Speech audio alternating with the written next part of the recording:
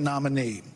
If former President Trump is convicted in a court of law, would you still support him as your party's choice? Please raise your hand if you would.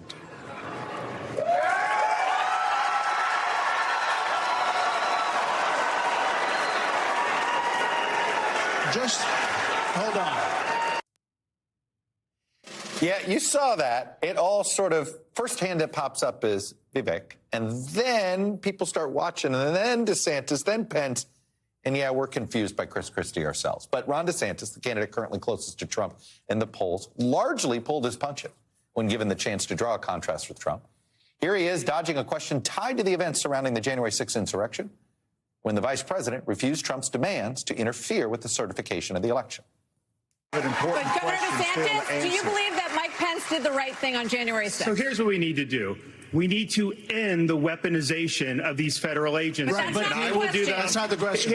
I know, but here's the thing. This election is not about January 6th of 2021. It's about January 20th of 2025, when the next president is going to take office. I've answered this before. So yes. Why are we?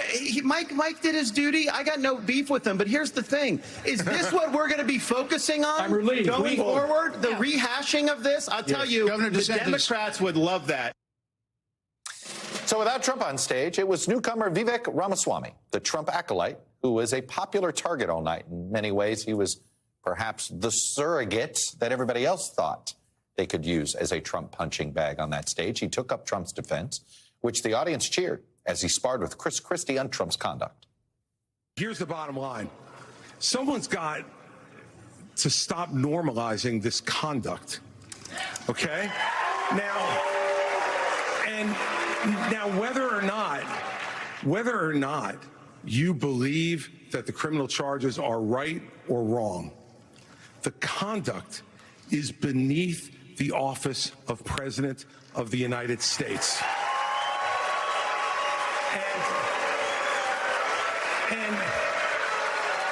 And you know, this is the great thing about this country. Booing is allowed, but it doesn't change the truth. President Trump, I believe, was the best president of the 21st century. It's a fact.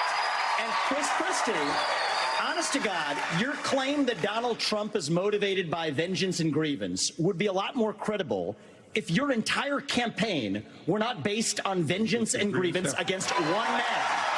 And if people at home want to see a bunch of people blindly bashing Donald Trump without an iota of vision for this country, they could just change the channel to MSNBC right now. In fact, Ramaswamy's presence and the attention and ire he seemed to draw from everybody else on that stage was easily one of the bigger stories of the night. As the most Trump-like candidate, he seemed to suck up the oxygen on stage as he tried to capture the anti-establishment and anti-government screeds and grievances that first catapulted Trump to the top of the Republican field back in 2015. Here are some of the biggest hits of the field against Ramaswamy. Let us be honest as Republicans. I'm the only person on the stage who isn't bought and paid for, so I can say this. The climate change agenda is a hoax. The climate change agenda is a hoax. And we have to declare independence for it. And the reality is, the anti-carbon agenda is the wet blanket on our economy. And so the reality is, more people are dying of bad climate change policies than they are of actual climate change. Governor Haley, are you bought and paid for? Down by Hold on. in the last century. Listen. Hold on. I've had enough. I've had enough already tonight of a guy who sounds like ChatGPT standing up here. And the last person in one of these debates, Brett, who stood in the middle of the stage and said, "What's a skinny guy with an odd last name doing up here?" was Barack Obama, and I'm afraid we're dealing with the same type of amateur standing on stage tonight. Come over and give me a hug. Give me a hug just like you did to Obama. The same type of amateur. And you'll help elect me just like you did to Obama, too. Give me that the bear same hug, brother. type of amateur. So if you're keeping score at home, by the way, the top 3 candidates in the polls. It's not going to be too long before he rolls across a NATO border, and frankly, our men and women of our armed forces are going to have to go and fight him.